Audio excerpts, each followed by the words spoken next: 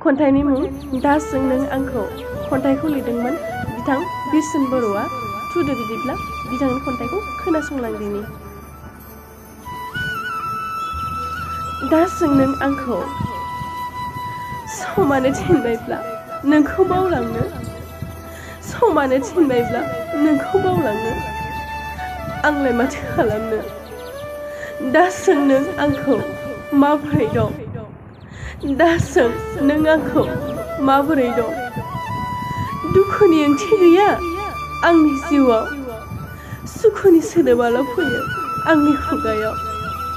दुखुनि ओंथि गैया आंनि जिउआव, सुखुनि सोदोबाल' फैयो आंनि खुगायाव।